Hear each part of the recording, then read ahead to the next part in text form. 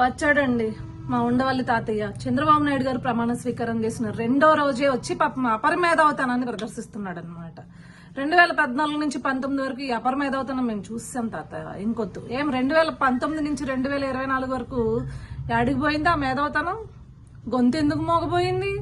ఆ మార్గదర్శి అనో ఇంకొకటనో దాన్ని పట్టుకుని ఏడ్చావు గానీ అప్పట్లో 2014లో మద్యం బాటిల్ను చూపించి ఇది ఇంతకే తయారైద్ది మీ దగ్గరకు వచ్చేటప్పుడు ఎంత అవుతుందో తెలుసా అని చెప్పేసి ప్రెస్ మీట్ల మీద ప్రెస్ మీట్లు పెట్టి ఊదరగొట్టావు. మరి 2019 నుంచి 24 వరకు జగన్మోహన్ రెడ్డి మద్యం రేట్లు పెంచినా లేకపోతే సొంత డిస్టిలరీస్ లో మందు తయారు చేసి ఆ మందు తాగి ఎంతో మంది చచ్చిపోయినా ఏ రోజు బయటకు వచ్చి మాట్లాడలేదే? ల్యాండ్ టైటిలింగ్ యాక్ట్ మీద మాట్లాడలేదే? లేకపోతే జగన్మోహన్ రెడ్డి దోచేసిన పథకాల గురించి మాట్లాడలేదే? సంక్షేమం పేరుతో చేసిన మోసాల గురించి ఏ రోజు బయటకు వచ్చి మాట్లాడలేదు కదా. అంటే ఇప్పుడు చంద్రబాబు నాయుడు గారు నీలాంటి వ్యధల్ని భరిస్తారు కాబట్టి ఇప్పుడు మాత్రం ఎగేసుకుని ముందుకొచ్చి నీ ఉచిత సలహాలు ఇవ్వడానికి సిద్ధపడిపోయావు చూడు. చంద్రబాబు నాయుడు గారు మంచితనం అది.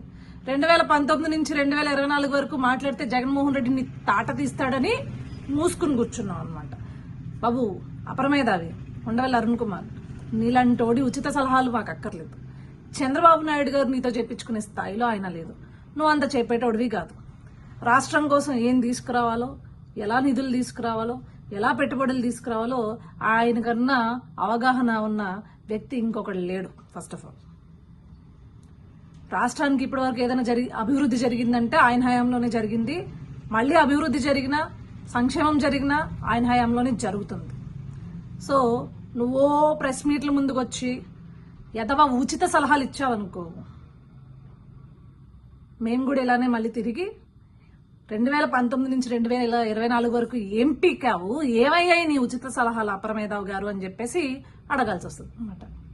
సరేనా? గుర్తుపెట్టుకో.